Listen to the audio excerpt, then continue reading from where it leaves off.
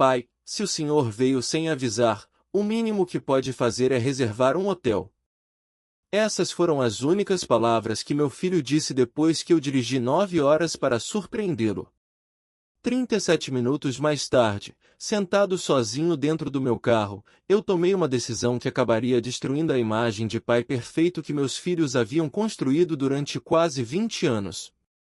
Eles acreditavam que eu estava magoado por causa de uma noite. Não faziam ideia de que, antes daquele fim de semana terminar, perderiam algo que passaram anos considerando garantido. Meu nome é Antônio Carvalho. Tenho 67 anos. Passei 43 deles dirigindo caminhões pelas estradas do Brasil.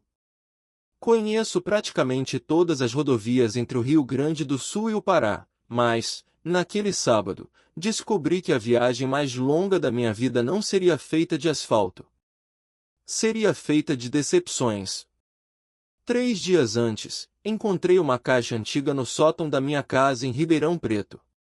Dentro dela estavam fotografias da infância dos meus filhos, desenhos feitos quando ainda estavam na escola e uma carta escrita pela minha esposa, Helena, poucos meses antes de morrer. Não tive coragem de lê-la naquele momento. Apenas a coloquei de volta no envelope. Achei que seria bonito mostrá-la ao Marcelo e aos meus netos quando estivéssemos todos reunidos. Fazia quase 9 meses que eu não via meu filho pessoalmente. Sempre existia uma desculpa. Muito trabalho. Viagem. As crianças estavam gripadas. O carro estava na oficina. Eu acreditava em todas. Talvez porque aceitar a verdade fosse muito mais doloroso. Naquela manhã preparei alguns potes da geleia de goiaba que Helena fazia todos os anos, coloquei o velho álbum de fotografias ao lado da carta e comecei a dirigir. Durante todo o caminho imaginei meus netos correndo até mim. Imaginei Marcelo me abraçando como fazia quando voltava das viagens de caminhão. Imaginei que, pela primeira vez desde a morte da minha esposa, eu deixaria de jantar sozinho. Quando faltavam apenas 15 minutos para chegar, enviei uma mensagem. Filho, estou perto. Trouxe uma surpresa para vocês. A mensagem foi visualizada imediatamente. Nenhuma resposta. Sorri sozinho. Pensei que ele estivesse preparando alguma brincadeira. Se eu tivesse aberto as redes sociais naquele instante, teria voltado para casa antes mesmo de chegar ao condomínio. Mas eu ainda não sabia que, exatamente naquele momento, meu filho escondia de mim uma verdade que mudaria completamente a forma como eu enxergava minha própria família. Estacionei em frente ao condomínio pouco depois das 4 da tarde. Meu coração batia como o de um garoto. Peguei a pequena mala, o álbum de fotografias, a caixa com os potes de geleia e o envelope que continha a última carta escrita por Helena. Antes de tocar o interfone, ajeitei a camisa e sorri. Durante toda a viagem imaginei aquele momento. O porteiro confirmou meu nome e liberou minha entrada. Subi até o apartamento de Marcelo pensando apenas na expressão que meus netos fariam quando me vissem. Mas, quando a porta se abriu, encontrei um filho completamente diferente daquele que eu havia criado. Ele não sorriu. Nem tentou me abraçar. Olhou rapidamente para a mala em minhas mãos e depois para o corredor, como se tivesse medo de que algum vizinho estivesse assistindo aquela cena. Pai, o senhor devia ter avisado. Sorri tentando quebrar o clima. Surpresa boa não se avisa. Ele respirou fundo. Hoje não dá. Achei que estivesse brincando. Dei um passo para entrar. Foi quando ele colocou a mão na porta, impedindo minha passagem. Reserva um hotel. Depois a gente conversa. Fiquei alguns segundos sem conseguir responder. Eu dirigi 9 horas para ver vocês. Ele desviou o olhar. Eu sei. Então por que não posso entrar? Antes que ele respondesse, ouvi gargalhadas vindas lá de dentro. Música. Copos brindando. Crianças correndo pela sala. A casa estava cheia. Meu primeiro pensamento foi simples. Eles estavam dando uma festa. Marcelo percebeu que eu havia escutado. Seu rosto mudou imediatamente. Ele saiu para o corredor e fechou a porta atrás de si. Agora parecia nervoso. Muito mais nervoso do que alguém que apenas não podia receber uma visita inesperada. Pai, por favor, não dificulta. Aquela frase ficou ecoando na minha cabeça. Quem estava dificultando? O pai que dirigiu 9 horas? Ou o filho que não permitia nem que ele atravessasse a porta? Entreguei a caixa com as geleias. Ele pegou sem sequer olhar. Depois estendi o álbum de fotografias.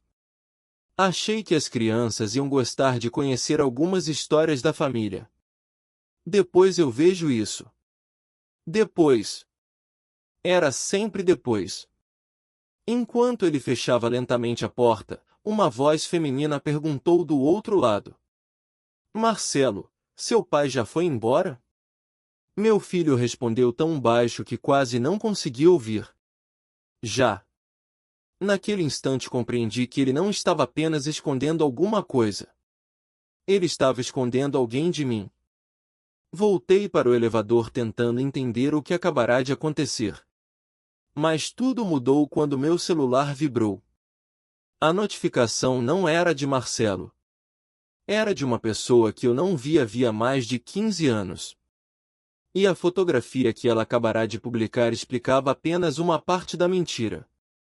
O restante era muito pior. Ainda dentro do elevador, abri a notificação. Era do Carlos. Meu antigo vizinho em Ribeirão Preto. Não falávamos havia mais de 15 anos. A fotografia mostrava um grande churrasco. Quando olhei rapidamente, pensei que fosse apenas mais uma reunião de família. Mas então reconheci Marcelo. Minha nora. Meus 2 netos.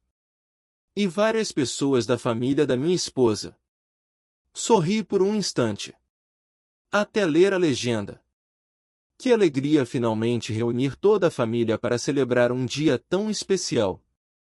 Feliz aniversário, seu Antônio. Meu coração disparou. Aumentei a foto. No centro da mesa havia um bolo. O número 67 estava escrito em cima dele. Ao lado do bolo, um espaço vazio. Uma cadeira. Meu nome escrito em um pequeno cartão. Fiquei olhando para aquela cadeira durante vários segundos. Ela não estava vazia porque eu tinha faltado. Ela estava vazia porque ninguém esperava que eu aparecesse. Então por que haviam preparado uma cadeira? Antes que eu encontrasse uma resposta, outra fotografia apareceu. Desta vez, Marcelo estava abraçando um homem que eu nunca tinha visto. Na legenda, Carlos escreveu: Agora somos oficialmente uma família só. Franzi a testa. Uma família só? Quem era aquele homem? Enquanto tentava entender, Carlos me enviou uma mensagem privada. Antônio, você foi embora tão cedo? Nem consegui conversar com você. Meu sangue gelou. Respondi imediatamente. Carlos, eu nunca entrei no apartamento. Os 3 pontinhos da resposta apareceram na tela. Desapareceram. Voltaram. Quase um minuto depois, ele respondeu apenas: Então, você não sabe. Meu coração começou a bater tão forte que senti as mãos tremerem. Saber o quê? Ele não respondeu. Em vez disso, meu telefone começou a tocar. Era o próprio Carlos. Atendi na mesma hora. Do outro lado da linha, ele permaneceu alguns segundos em silêncio. Depois perguntou: Antônio, o Marcelo realmente nunca contou para você por que fez questão de reunir todo mundo hoje? Não. A voz dele mudou completamente. Meu Deus! Eu achei que você soubesse. Fechei os olhos. Pela primeira vez desde que saí de casa naquela manhã, tive medo da resposta. Carlos. O que meu filho escondeu de mim? Ele respirou fundo antes de falar. Antônio, faz quase 6 meses que o Marcelo está dizendo para toda a família que você pretende vender sua casa em Ribeirão Preto e dividir o dinheiro entre os filhos ainda este ano. Senti o mundo parar. Eu nunca havia dito isso. Nunca. Mas Carlos ainda não tinha terminado. E existe outra coisa. Uma coisa que ouvi sem querer hoje. Se for verdade, você não perdeu apenas um lugar naquela festa. Você está prestes a perder a única coisa que sua esposa pediu para proteger antes de morrer. As palavras do Carlos continuaram ecoando na minha cabeça enquanto eu permanecia sentado dentro do carro, sem coragem de ligar o motor. A única coisa que Helena pediu para proteger. Antes de morrer, minha esposa segurou minha mão no quarto do hospital e repetiu a mesma frase 3 vezes. Antônio, prometa que ninguém vai vender a nossa casa enquanto você estiver vivo. Na época, achei que ela estivesse apenas preocupada com as lembranças que construímos ali. Agora começava a entender que talvez ela tivesse enxergado algo que eu nunca quis ver. Olhei novamente para a mensagem de Carlos. Liguei de volta. Carlos, o que exatamente você ouviu? Ele demorou alguns segundos para responder. Eu estava na varanda do apartamento quando Marcelo conversava com o sogro dele. Achei que fosse um assunto de trabalho, mas ouvi seu nome. Meu coração acelerou. O que ele disse? Que convencer você a vender a casa seria o último passo para resolver todos os problemas financeiros dele. Fiquei completamente imóvel. Carlos continuou. O sogro perguntou se você aceitaria vender. Marcelo respondeu que, se fosse preciso, faria você acreditar que era a melhor decisão para ajudar a família. Fechei os olhos. Durante anos, sempre que Marcelo dizia que precisava de ajuda, eu acreditava. Nunca imaginei que um dia eu me tornaria parte do plano. Tem certeza do que ouviu? Antônio, eu preferia estar errado. Mas ainda tem mais uma coisa. Meu estômago se contraiu. Depois que você foi embora, eles brindaram. Perguntei pelo que estavam comemorando. Sabe o que responderam? Não consegui dizer uma palavra. Carlos respondeu por mim. Disseram que, depois da venda da casa, a vida finalmente ia começar. A ligação terminou poucos minutos depois. Fiquei olhando para a fachada do condomínio. Pela primeira vez, não queria entrar. Queria respostas. Abri o porta-luvas procurando os documentos do carro. Sem querer, encontrei o envelope que Helena havia escrito antes de morrer. Era a carta que eu pretendia ler junto com Marcelo. Minhas mãos tremiam tanto que quase rasguei o papel ao abri-lo. A primeira linha dizia: se você está lendo esta carta sem a minha presença, é porque chegou o dia que eu mais temia. Continuei lendo. Não tenho medo da morte. Tenho medo de que sua bondade faça você perder tudo o que construímos. Senti um nó na garganta. Helena havia escrito aquela carta quase 3 anos antes. Muito antes de qualquer discussão. Muito antes daquela viagem. Mas foi o último parágrafo que fez meu sangue gelar. Asterisco, se algum dia nossos filhos insistirem para vender a casa, antes de tomar qualquer decisão, procure a doutora Beatriz. Ela sabe de uma verdade que escondemos durante mais de 20 anos, e essa verdade mudará para sempre o destino da nossa família. No dia seguinte, saí de Campinas antes do amanhecer e dirigi direto para Ribeirão Preto. Durante toda a viagem, a carta de Helena permanecia sobre o banco do passageiro. Eu a relia a cada parada. A única frase que não saía da minha cabeça era: A doutora Beatriz sabe de uma verdade. Assim que cheguei à cidade, liguei para o escritório dela. Para minha surpresa, ela já sabia quem eu era. Senhor Antônio, eu imaginei que esse dia chegaria. 2 horas depois, sentei-me diante dela. Sem dizer uma palavra, Beatriz abriu um cofre pequeno e colocou uma pasta marrom sobre a mesa. Na capa estava escrito à mão por Helena. Abrir somente se Antônio descobrir quem realmente está ao seu lado. Minhas mãos tremiam. Beatriz permaneceu em silêncio enquanto eu abria a pasta. Dentro havia documentos, cópias de escrituras e uma carta assinada por Helena. Mas um envelope menor chamou minha atenção. Nele estava escrito apenas: leia isto por último. Comecei pelos documentos. Descobri que, 6 meses antes de morrer, Helena havia transferido metade da propriedade da nossa casa para um instrumento jurídico que impedia qualquer venda sem a assinatura dos 2 proprietários. Como ela já não estava viva, ninguém poderia vender aquele imóvel apenas com a minha autorização. Aquilo significava que Marcelo havia passado meses planejando convencer um pai a fazer algo que, legalmente, jamais conseguiria concluir. Olhei para Beatriz, completamente confuso.